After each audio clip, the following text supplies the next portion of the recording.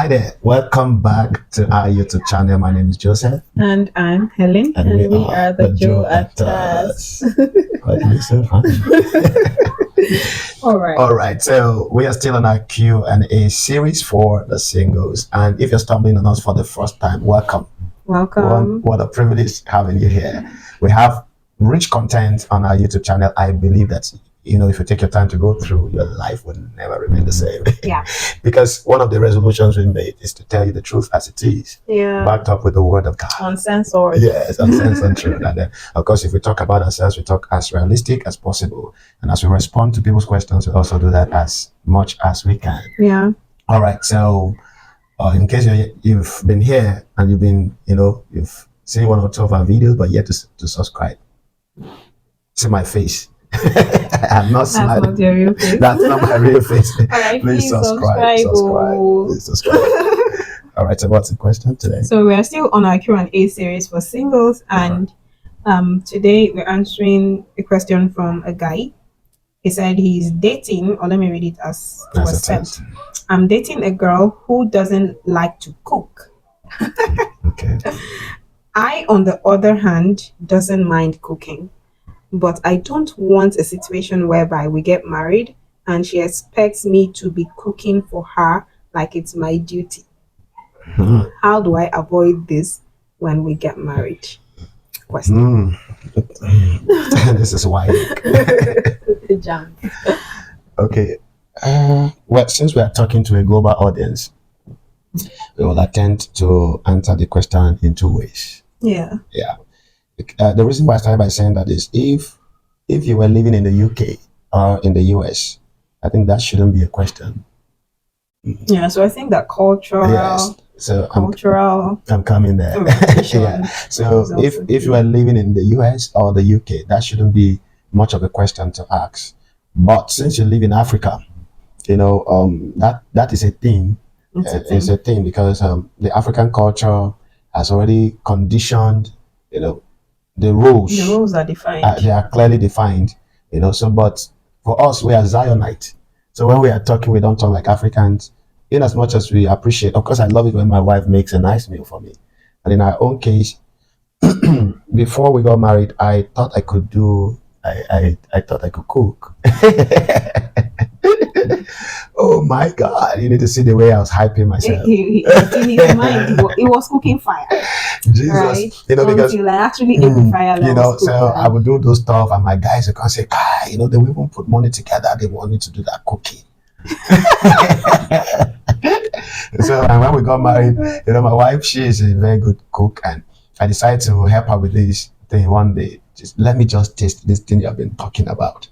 And after, going through the fire process, Jesus, my wife was not pleased.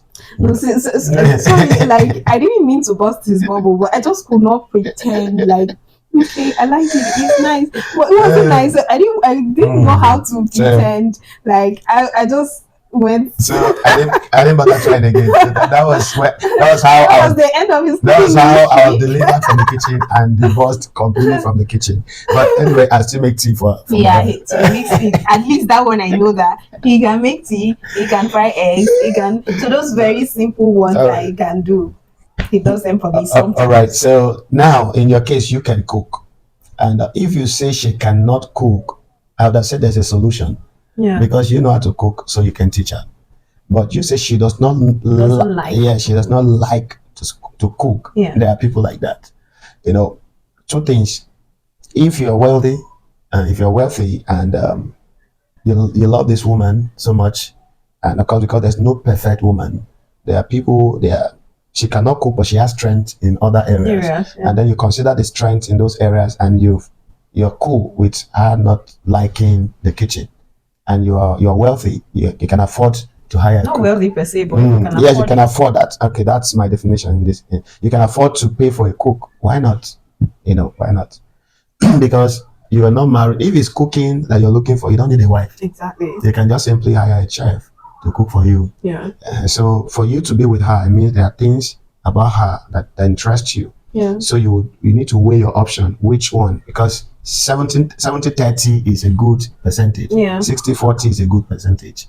because like we said, you're not going to have a woman or a man that has everything that you're looking for. Absolutely. So you check this food aspect. Is this something that you can afford to overlook? Yeah, is it a non-negotiable for you, or is it something that okay you can negotiate? And before she said, because I know she has a lot to say in this, and then the next part of it is, okay, you cannot afford a cook, but you can cook, but you don't want it to become your role.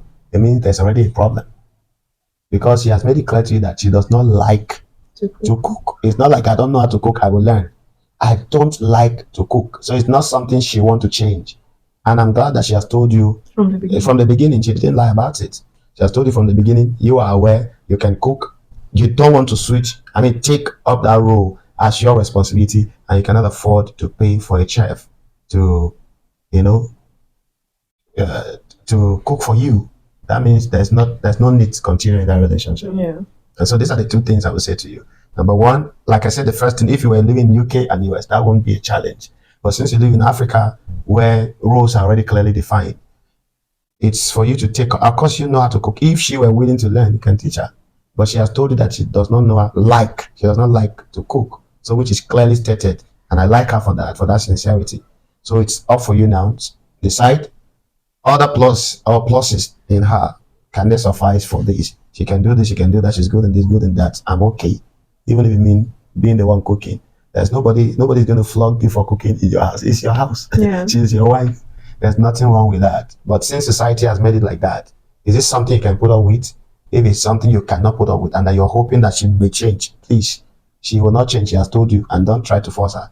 And don't even label her for not changing. Yeah. Because she has told you the truth from the onset. So if it's something you cannot hire a cook or a chef, and you cannot take up the responsibility, and she cannot change, please, you can call the relationship a quit. Yeah.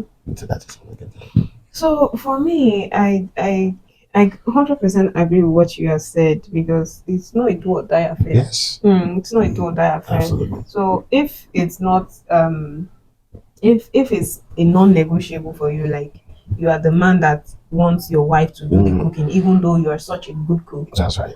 And then you now have a woman that doesn't want to cook, then for me, I feel like that's already a problem. That's already a red flag. It doesn't make her a bad person. It just means she's not the best fit for you. However, if you decide to ignore and move forward, then you must be willing to go sit down together and agree on how it can work. So she doesn't like to cook. However, you also do not want to be relegated to the kitchen. Absolutely. Even if you are a cook professionally, you still have your job, right? That's right. That's your career. So you're not going to be running it from your kitchen. Cooking, she's not going to be paying you salary for cooking for her, right? So it means that you have to find a way to balance it. So you both to sit down and talk. You don't like to cook. However, if I cook, can you clean? Can you do the grocery shopping? Can you understand? Absolutely. So there's a way that it would now become a partnership, that it would now remove that feeling of I'm now the one cooking for her, because that's his concern. I don't want her to now see it as my duty that when we get married, I'm the one that should be cooking for her. So since that's your problem, can you work it out, even before you get married, on how the partnership can work in that area?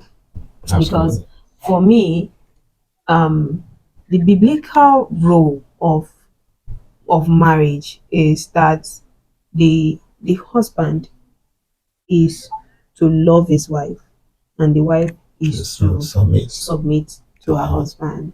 So does this come off to you as not being submissive, or you do understand? Because some people would feel like for you to allow me to be cooking, that means you don't respect me and all of that. So if you're that kind of person, it's already a deal breaker. Don't bother pushing through.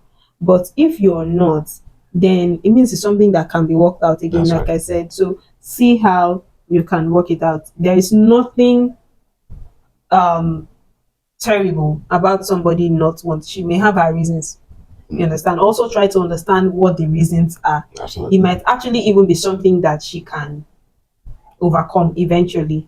but you don't force it on her, you don't shove it down her throat that, oh, it's your job, you have to cook. No, it's not her job. So her role in the home, not even in the marriage, her role in the home is to build the home. There are women who are not cooking and they're running their homes absolutely very fine.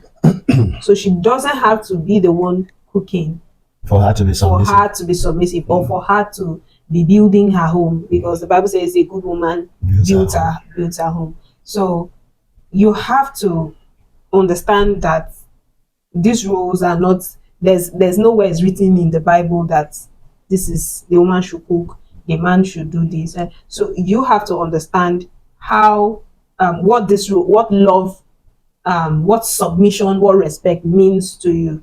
So if it means that she has to be cooking for me, then that's not the woman that you should marry. But if it's absolutely okay for you, like you seem like the kind of person that doesn't mind a head. So it's just that feeling of I don't want to be relegated to the kitchen. So for me, you can form a partnership out of that and say, okay, this is how we are going to make it work. And if she's someone sensible and she actually loves you too, and is interested in the relationship, then she'll be willing to have some form of compromise, because when it comes to marriage, I think it's all about compromises. The both of you meeting, thank you. Okay. The both of you meeting each other halfway. That's right. So it's something that I believe that can be worked out. Yes, it can. Like there's no what I want you to understand is that there is no the cooking is not a biblical role. Apart from that, woman. Cooking is not a lesser role in the marriage. Exactly. That is where the problem. Because it's possible for that woman to also be lifting some heavy weight. Yes, cooking is. Maybe she's working. Now hear this. And she's earning.